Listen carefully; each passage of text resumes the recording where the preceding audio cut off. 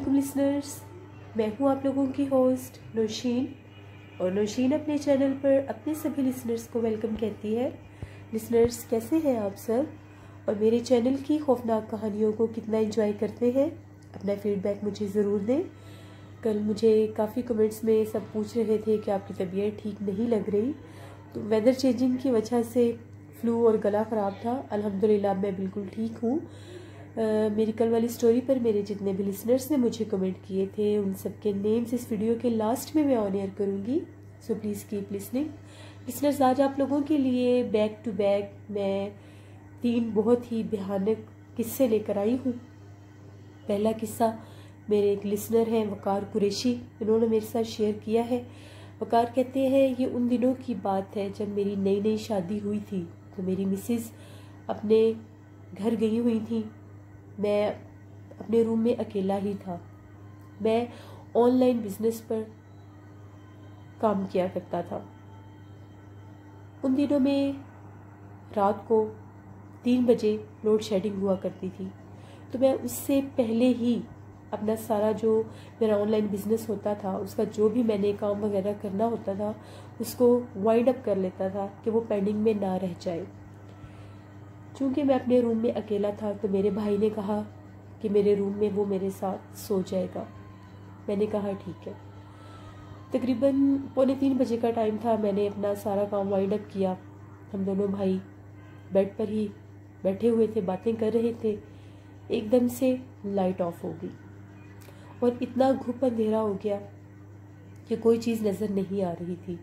तब ना तो यूपीएस हुआ करते थे और ना ही हम लोगों के घर में कोई जनरेटर था।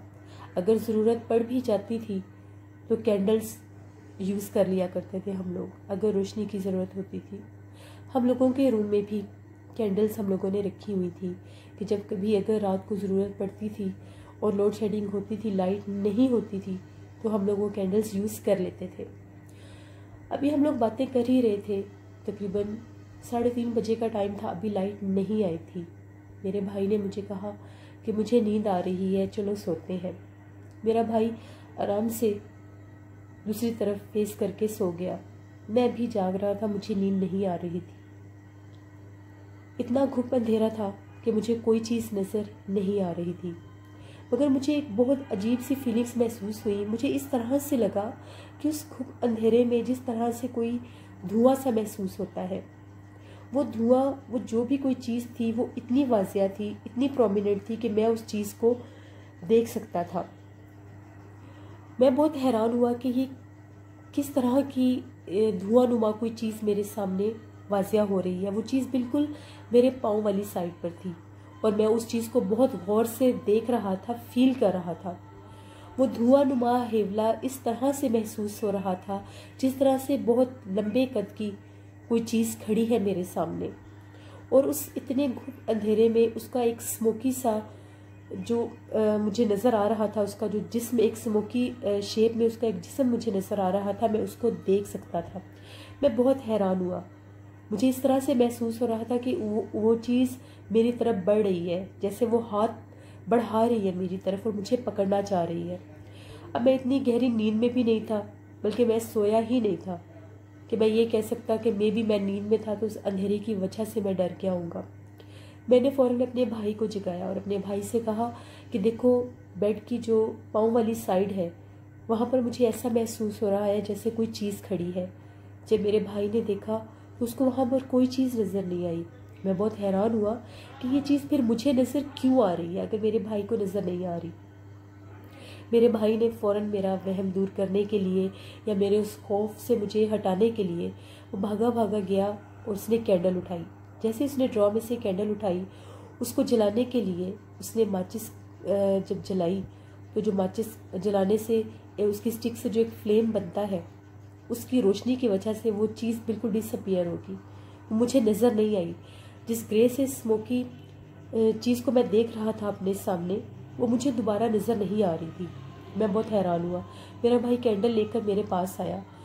जब तक वो वहाँ पर पहुँचा, वहाँ पर मुझे कोई चीज़ नज़र नहीं आ रही थी। वो चीज़ रोशनी में कुछ भी नहीं मुझे फील हुआ। मैंने अपने भाई से ये कहा कि ऐसा करो, ज़रा कैंडल बंद करो, मुझे देखना है कि क्या वाकई यहाँ पर कोई चीज़ थी या मेरा वहम था। मेरे भाई ने कैंडल को बुझा दिया। जैसे ही उसने कैंडल को बुझाया, थोड़ी ही देर के बाद वो चीज़ मुझे फिर नज़र आने लग गई। मैं बहुत हैरान हुआ। मुझे कुछ समझ नहीं आ रही थी कि ये क्या चीज़ है, मेरा वहम है या क्या है। अपने वहम को दूर करने के लिए मैं बेड पर खड़ा हुआ और मैंने उसकी तरफ इस तरह से हाथ बढ़ाया जैसे हम स्लैप करते हैं, किसी को थप्पड़ मारते हैं। मैंने अपनी पूरी ताकत के साथ उसकी तरफ हाथ बढ़ाया कि यहाँ पर क्या चीज़ खड़ी है जो मुझे नज़र आ रही है, मगर मेरा हाथ उससे आर पार हो गया। मैं बहुत ज़्यादा हैरान हुआ कि ये क्या चीज़ है। थोड़ी ही देर के बाद लाइट आ गई और वो चीज़ डिसअपियर हो गई। मैं बहुत ही हैरान था कि वो क्या चीज़ थी। मैंने काफ़ी देर उस चीज़ के बारे में सोचा और वाक़ई तब ऐसी फीलिंग्स थी कि वहाँ पर हम दोनों के अलावा भी कोई है। कहीं ना कहीं थोड़ा बहुत मेरे जहन में ये वहम आ रहा था कि वो क्या चीज़ थी। मैं किस चीज़ को वहाँ पर खड़े हुए देख रहा था और वो चीज़ बाकायदा मेरी तरफ बढ़ रही थी, जिस तरह से वो मुझे पकड़ना चाहती है। और फिर जैसे ही लाइट आती थी या रोशनी होती थी, वो चीज़ डिसअपियर हो जाती थी। अगले दिन मैं अपने पीर साहब के पास गया और उनसे मैंने ये सारी बात डिस्कस की। उन्होंने मुझे कहा कि मैं अपनी पढ़ाई के ज़रिए उस चीज़ को हाजिर करता हूँ, वो जो कोई भी चीज़ उस वक्त तुम देख रहे थे। उन्होंने मुझे ये कहा कि मैंने अपनी पढ़ाई की और वो चीज़ यहाँ पर हाजिर है, मगर मैंने उन्हें ये कहा कि दिन की रोशनी में मुझे कोई चीज़ भी नज़र नहीं आ रही, यहाँ तक कि मुझे कोई धुआं भी नज़र नहीं आ रहा। फिर उन्होंने बिल्कुल एक वाइट कलर के पेपर के ऊपर दोबारा से पढ़ाई करके उस चीज़ का एक नक्शा सा जाहिर किया। उनकी पढ़ाई के ज़रिए उस चीज़ का बाकायदा उसी तरह से नक्शा ऊपर जाहिर होने लग गया। तो तब उन्होंने उस चीज़ से हम कलाम होकर पूछा कि तुम क्या चीज़ हो। तो उसने ये जवाब दिया कि मैं एक गैर मरी मखलूक हूँ। मैं यहाँ से गुजर रहा था, रात का टाइम था, तो मैंने इन लोगों को बैठे देखा तो शरारत की गर्ज से मैं इनके दरमियान आ गया। ये एक ऐसा खौफनाक किस्सा है जो मैं अपनी ज़िंदगी में फ़ेस कर चुका हूँ। ये वकार कुरैशी ने अपना एक खौफनाक किस्सा हमारे साथ शेयर किया है। बहुत शुक्रिया वकार आपका किस्सा काफ़ी खौफनाक था। लिसनर्स, कल की तरह मैं आज भी यही बात कहूँगी, कुछ बातें हमें सुनने में उस हद तक डेंजरस या हॉरर नहीं लगती जितनी कोई इंसान उस चीज़ को फेस करके आया होता है। जो उस पर बीतती है वो वही जान सकता है।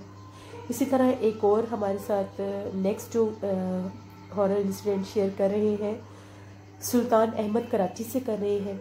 सुल्तान अहमद कहते हैं कि हम लोग कराची के रिहायशी हैं।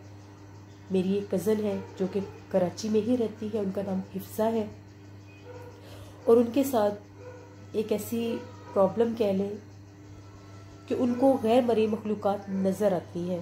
जहाँ कहीं भी गैर मरी मखलूक़ात होती है वो उनको देख लेती है। उनके साथ ऐसा हुआ था कि जब वो 9th क्लास में थी तो अपने घर में बिल्कुल अकेली थी। उनके घर में कोई भी नहीं था। घर में अकेले होने की वजह से वो ऐसे ही घूमती फिरती अपने छत पर चली गई। और जब वो अपने छत पर गई तो वो वहाँ पर क्या देखती है कि 2 बच्चे आपस में खेल रहे हैं। वो बहुत हैरान हुई कि हमारी छत पर ये 2 बच्चे कौन खेल रहे हैं। वो बहुत गौर से उन बच्चों की तरफ देखने लगी। वो बच्चे अपने खेल में मगन थे, मगर एकदम से एक बच्चे ने जब हिफ्सा की तरफ देखा कि ये हमें देख रही है तो वो तेज़ी से भागता हुआ उसकी तरफ बढ़ा। जब हिफ्सा ने ये देखा कि ये बच्चा तेज़ी से मेरी तरफ भाग कर आ रहा है तो वो डर के जैसे ही पीछे पलटी, उसका पाँव फिसला और वो सीढ़ियों से नीचे गिर गई। और इस तरह से गिरी कि जैसे नीम बेहोशी की हालत होती है। वो उस घर में बिल्कुल अकेली थी। मगर तज्जुब की बात यह है कि उसको वहाँ से बाकायदा किसी चीज़ ने उठाकर बेड पर लिटा दिया। जब उसकी आँख खुली तो उनके घर का जो गेट था वो नॉक हो रहा था। वो भागी भागी गेट के पास गई। जब उसने दरवाज़ा खोला तो उसकी मदर और भाई थे। उसने सारी बात उनको बताई। वो लोग बहुत परेशान हुए। उन्होंने उसे अपने सीने से लगाया और अगले ही दिन जो आमिल हजरात होते हैं जिनके पास इन चीज़ों का इल्म होता है, उनके पास उनको लेकर गए। तो उन्होंने जब उनको सारी बातें उनकी सुनी और अपनी पढ़ाई के ज़रिए जब उस चीज़ को समझा तो उन्होंने ये कहा कि आपकी बच्ची के ऊपर कोई नेक बुजुर्ग है जिनका साया है, और उनके साए की वजह से इनको सारी ज़िंदगी गैर मरी मखलूक़ात नज़र आती रहेंगी, मगर वो इनको नुकसान नहीं देंगी। सुल्तान कहते हैं कि अब मेरी कज़न की एज 17 ईयर्स है और स्टिल आज भी उसको गैर मरी मखलूक़ात नज़र आती है। अगर किसी जगह पर गैर मरी मखलूक़ात हों तो वो उन्हें देख लेती है, इसलिए वो हर वक्त डरी और सहमी रहती है। ऐसा लगता है जैसे कोई चीज़ उसको डराती है या किसी चीज़ को देखकर वो डरती है। ये बात बिल्कुल ठीक है लिसनर्स। हम जब किसी ऐसी अननेचुरल चीज़ को देख लेते हैं तो फिर हम लोगों को ज़रूर खौफ आता है। कभी कभार वो चीज़ें साए के रूप में हम लोगों के आगे से गुजर जाती हैं। कभी कोई इस तरह से लगता है जैसे कोई रोशनी हम लोगों के आगे से गुजर गई है।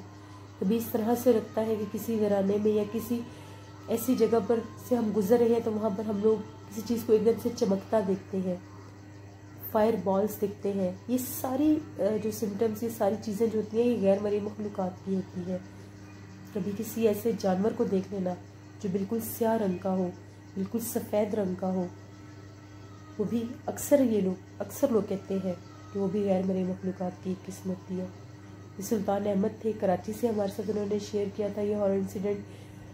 तीसरा हॉरर इंसिडेंट हमारे साथ शेयर कर रहे हैं तारिक खान इंडिया से, जो कि इंडिया के शहर कोलकाता में रहते हैं।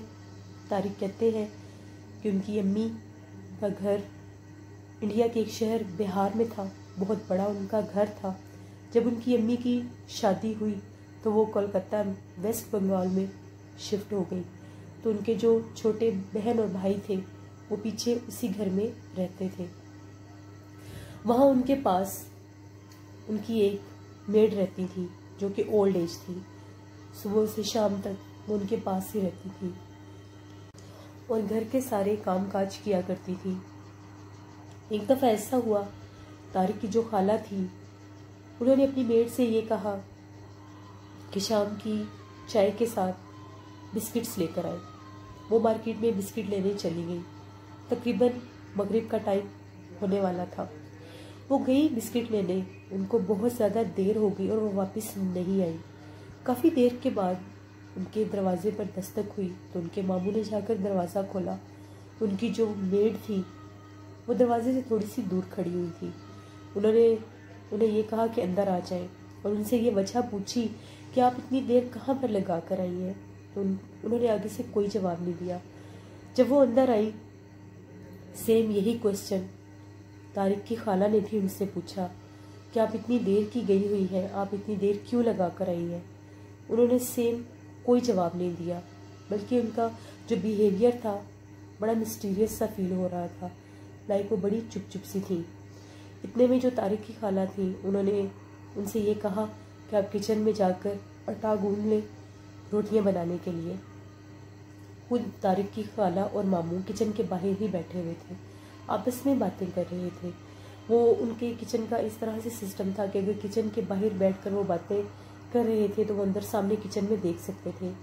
एकदम से उनकी नज़र पड़ी तो उनकी जो मेड थी वो बहुत ही शर्माने वाले अंदाज में तारिक के मामू को देखकर मुस्कुरा रही थी। तारिक की खाला की जब नज़र पड़ी तो उन्होंने एक मजाक की सेंस में ये कह दिया कि ये आपको इस तरह से क्यों देख रही है, क्यों शर्मा रही है, जिस तरह कोई नई नवेली दुल्हन होती है। वो आपस में मजाक कर रहे थे। लेकिन अचानक से उनकी बात सुनने पर उनकी जो मेड थी उन्होंने बहुत ही शदीद गुस्से से तारिक की खाला की तरफ देखा और अपना सर नीचे कर लिया। तारिक की खाला को उनका ये बिहेवियर बहुत ही ज़्यादा अजीब लगा। वो किचन में आई, उनके पास वो किचन में आई तो वो हैरान हो गई कि जो आटा वो गूंद रही थी उसका कलर बिल्कुल ब्लैक हो चुका था। इस तरह से महसूस हो रहा था जैसे कोई ब्लैक और पर्पल कलर की चीज़ है। उनकी खाला ने उनसे ये कहा कि ये क्या तरीका है, आपने हाथ नहीं धोए थे आटा गूंदने से पहले? ये तो इस काबिल भी नहीं है कि जानवरों के आगे भी इसको डाला जाए, इसको तो जानवर भी नहीं खाएंगे, ये आपने किस तरह से गूंदा है। अभी वो उनसे ये पूछ ही रही थी कि वो एक ज़ोरदार आवाज़ में उनकी खाला के ऊपर चिल्लाई और इस तरह से उनके ऊपर लपकी कि जिस तरह से उनको नुकसान पहुंचाएंगी, उनको दबोचना चाह रही थी। उनकी आवाज़ें सुनकर वहाँ पर उनके मामू भी आ गए वो बहुत हैरान हुए कि इतनी बूढ़ी खातून में एकदम से इतनी ताकत कैसे आ गई। वो बिल्कुल इस तरह से जैसे कोई 20 साल की लड़की होती है उस तरह से मुकाबला कर रही है मेरी बहन के साथ। बहुत मुश्किल के साथ उन्होंने उन्हें कंट्रोल किया। उनमें बहुत ज़्यादा उस टाइम ताकत आई हुई थी। उनके मामू को एकदम से ख्याल आया कि ये अजीबोगरीब सा जो इनका बिहेवियर है, और वो बहुत खौफनाक आवाज़ें भी निकाल रही थी।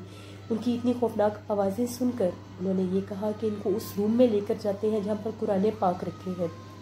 बहुत मुश्किल के साथ उनको घसीट कर वहाँ से उस कमरे में लेकर गए, उस कमरे को बंद कर दिया।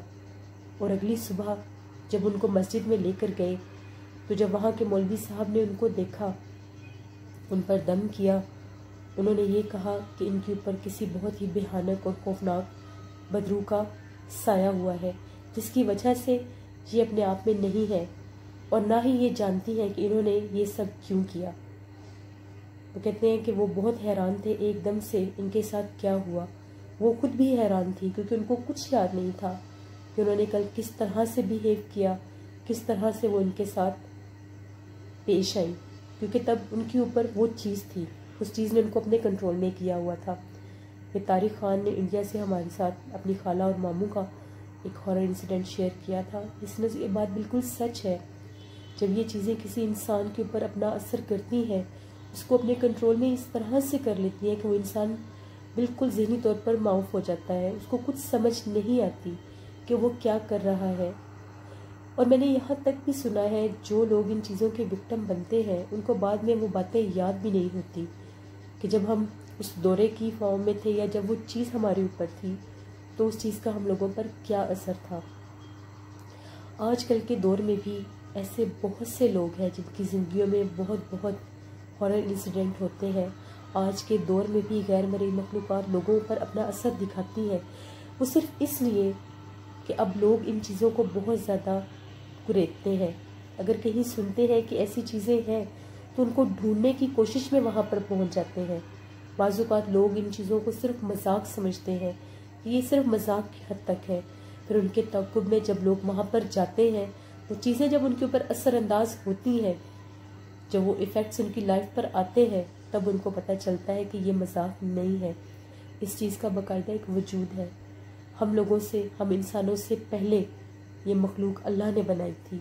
फिर जब हम इंसान इस दुनिया पर आए, जब अल्लाह ने इंसान बनाए, ये दुनिया बनाई, तो इनको एक पर्दा दे दिया गया। हम इंसानों में और इनमें एक पर्दा होता है जिसकी वजह से हम इंसानी आँख से इनको नहीं देख सकते, मगर वो चीज़ें हमें देखती भी हैं और हमारी ज़िंदगियों पर असर भी करती हैं। आप भी अपने हॉरर इंसिडेंट मेरे साथ शेयर कर सकते हैं। मेरी हर स्टोरी के डिस्क्रिप्शन बॉक्स में मेरा ईमेल आईडी होता है। अपना फीडबैक मुझे ज़रूर दें। आप लोगों को आज के तीनों खौफनाक किस्से कैसे लगे। मैं अपने लिसनर्स के नेम्स ऑन एयर करूँगी जिन्होंने मेरी कल वाली स्टोरी पर मुझे कमेंट किए थे।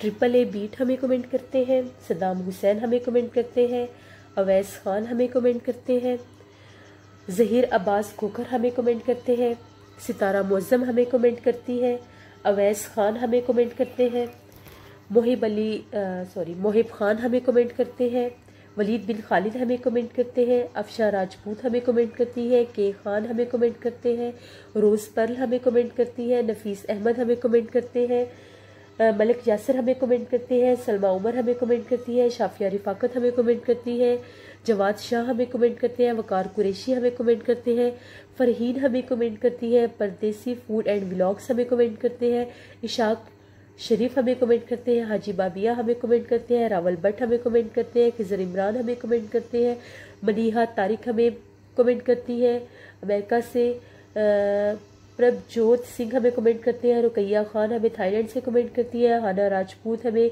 सऊदी अरेबिया से कमेंट करती है, शबाना इमरान हमें पाकिस्तान जहलम से कमेंट करती है, हाशिम खान हमें कमेंट करते हैं, समीर अल हामिद हमें कमेंट करते हैं, नूर सबा हमें कमेंट करती है, इक़्तिदार हुसैन अमान हमें कमेंट करते हैं, जूही खातून हमें कमेंट करती है, हाजी अनवर हमें कमेंट करते हैं, विशी इकबाल हमें कमेंट करती है सऊदी अरेबिया से, साबिर इकबाल हमें पाकिस्तान कराची से कमेंट करते हैं, आशीष शुएब हमें कमेंट करती है, साहिबजादा शहजाद हमें कमेंट करते हैं, आमिर अली हमें कमेंट करते हैं, शेख रुखसार हमें इंडिया से कमेंट करते हैं, दुआ फातिमा हमें इंडिया से कमेंट करते हैं, रश्मि सिंह हमें कमेंट करते हैं, एम उसामा आसिफ हमें कमेंट करते हैं, मुनीबा मंजूर हमें इस्लामाबाद से कमेंट करती है, यास्मीन फारूक हमें कमेंट करती है, संजय हमें कमेंट करते हैं, आसिफ मंसूरी हमें इंडिया से कमेंट करते हैं, कलसूम कैसर हमें कमेंट करती है, नवाजिश अली खान कमेंट करते हैं, सीमा नाहिद कमेंट करती है, नाहिद अयाज हमें इंडिया से कमेंट करती है, सैयद जावेद हमें इंडिया से कमेंट करते हैं, साइमा खुरम हमें यूके से कमेंट करती है, हफीज़ अहमद हमें कमेंट करते हैं,